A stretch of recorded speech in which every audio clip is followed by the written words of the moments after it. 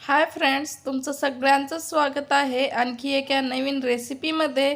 आज आपण करणार आहोत आगळा वेगळा नाश्ता, अगदी घरच्या साहित्यापासून, पण खाण्याला तितकाच भन्नाट आणि खूपच सोपा करण्यासाठी। असा नाश्ता तर सगळ्यांना आवडतोच, त्यासाठी साहित्य आणि कृती बघूया। आणि हा नाश्ता आहे मूग डाळीपासून पराठा।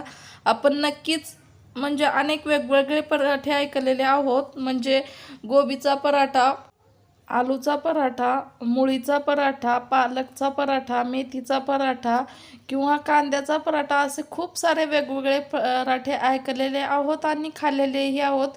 पण नक्कीच मूग डाळीचा पराठा कुठेतरी क्वचितच खाल्लेले आहेत, सगळ्यांनाच माहिती नसेल। मला असं वाटतं, चला तर मग हाच मूग डाळीचा पराठा कसा करतात, त्यासाठी लागणारं साहित्य आणि कृती बघूया। त्या अगोदर माझ्या चॅनलला जर सबस्क्राईब केलं नसेल तर नक्कीच सबस्क्राईब करून घ्यायला विसरू नका। आवडल्यास लाईक आणि जास्तीत जास्त शेअर। चला तर मग बघूया मूग डाळीचा पराठा कसा करतात, त्यासाठी लागणारं साहित्य आणि कृती। चला तर मग बघूया। मी एक बाउल घेतलेला आहे आणि त्यामध्ये पाववाटी बेसन पीठ घातलेलं आहे आणि छोट्या चमच्याने पाव चमच्यालाही कमी त्यामध्ये थोडीसे हळद, चवीनुसार मीठ आणि ओवा, लाल तिखट आणि चिमूटभर सोडा घातलेला आहे।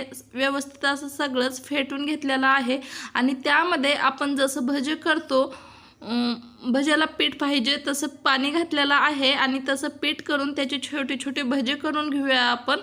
चला तर मग बघूया। आपण जसं भज्याला पीठ करतो तसंच पीठ करून घ्यायचं आहे आणि साहित्य देखील तेच घालायचं आहे। भजेच करायचे आहेत पण छोटे करायचे आहेत, म्हणजे आपण भज्याला जे जे साहित्य घालतो ते सगळे साहित्य घालायचे आहेत। ह्यामध्ये पॅनमध्ये तेल गरम करण्यासाठी ठेवलेलं होतं आणि पॅनमधलं तेल छान असं गरम झालेलं आहे। आता आपण छोटे छोटे भजे करून घेऊया त्यामध्ये, म्हणजेच टाकून घेऊया तेलामध्ये आणि छान असं तळून घेऊया। ह्याच पद्धतीने आपल्याला भजे सोडायचे आहेत। हे करण्याचं कारण, जर तुमच्याकडे बुंदी असतील तर रायता करण्यासाठी बुंदीचा वापर करा, किंवा तुमच्याकडे नसेल तर असंही करून खाऊ शकतो, खूपच छान लागतं। चला तर मग आता आपण भजे परतून घेऊया।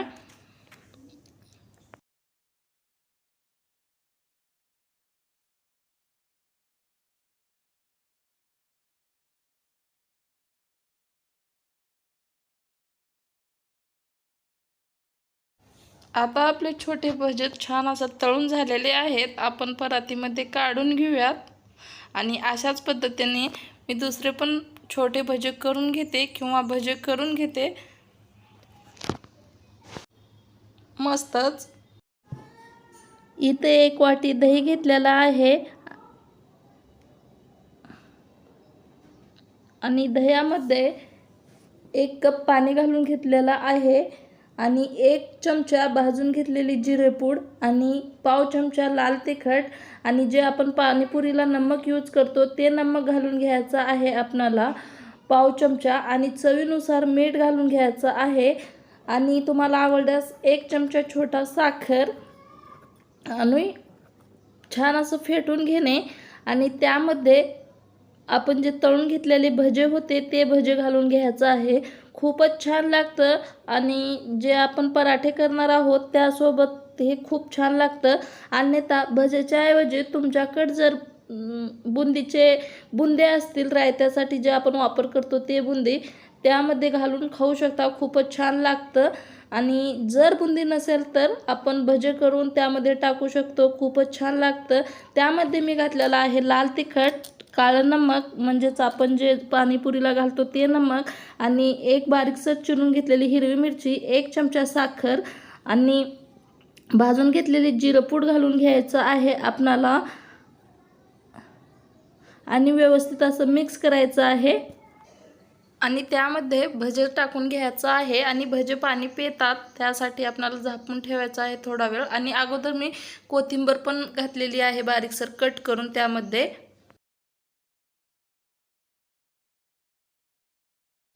आता आपला रायता तयार झालेला आहे पराठ्यासोबत खाण्यासाठी। आता आपण पराठे तयार करून घेऊया।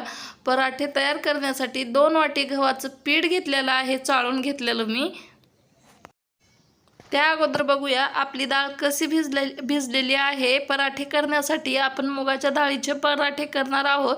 त्यासाठी मी 1 वाटी मुगाची डाळ 2 तासाच्या अगोदर पाण्यामध्ये घालून भिजवण्यासाठी ठेवलेलं होतं आणि डाळ तुटत आहे। तसे झाल्यानंतर आपल्याला डाळीचा यूज करायचा आहे पराठे करण्यासाठी। आपली डाळ छान असं तुटत आहे, त्यासाठी आता आपण त्यामधलं पाणी काढून घेऊया।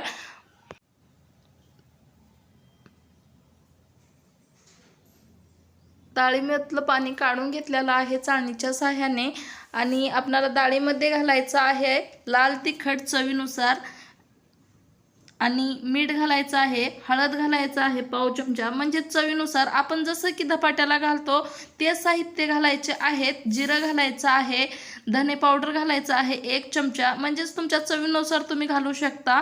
आणि 1 चमचा जिऱ्याचं पावडर घालायचं आहे, हिंग घालायची आहे त्यामध्ये आणि गरम मसाला घालायचा आहे आणि अर्धा इंच आलं, म्हणजेच तुमचं पीठ किती आहे किंवा मुगाची डाळ किती आहे। मी 2 वाटीसाठी 1 इंच आल्याचं काप घातलेलं होतं। तुम्ही ह्यापेक्षा जास्ती करत असाल तर थोडं जास्ती घालू शकता आणि ह्यामध्ये सगळे साहित्य घालून आपल्याला मळून घ्यायचं आहे छान असं।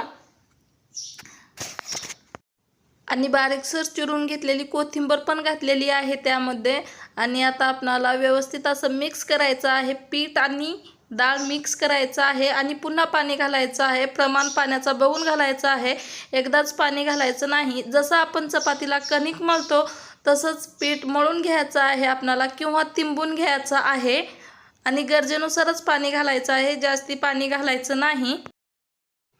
पीठ मळून झालेलं आहे पराठ्यासाठी। आता आपण 10 मिनिटासाठी झाकून ठेवूया, म्हणजेच पीठ रेस्ट करतं आणि 10 मिनिटात आपले इथं झालेले आहेत। आपण पराठे तयार करण्यासाठी घेऊया, थोडंसं अगोदर मळून घेऊया पीठ आणि पुन्हा पराठे करण्यासाठी करूया।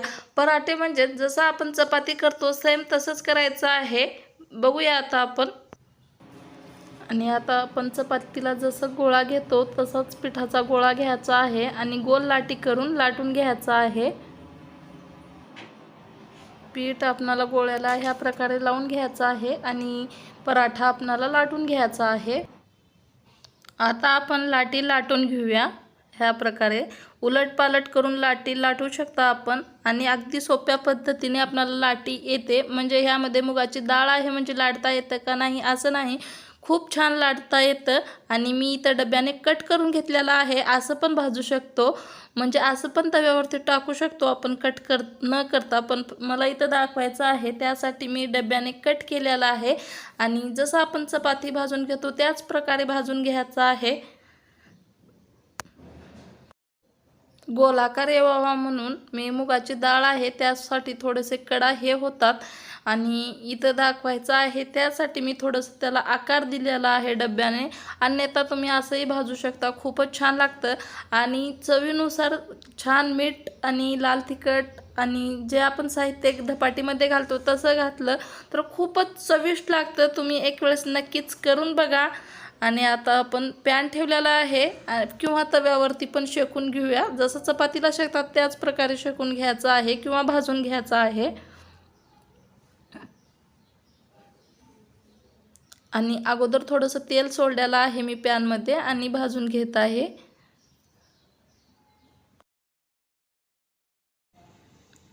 आणि जितकं छान भाजाल तितकी चव दुप्पट वाढेल, त्यासाठी खूप छान असं भाजून घ्या आणि वरती थोडंसं तेल लावायचं आहे। आणि आता आपला पराठा छान असा शेकलेला आहे, आता आपण काढून घेऊया आणि बाकीचे पराठे मी असेच करते। आवडल्यास लाईक शेअर आणि सबस्क्राईब करायला विसरू नका। चला तर मग फ्रेंड पुन्हा भेटूया असाच एक व्हिडिओ घेऊन, तोपर्यंत बाय बाय।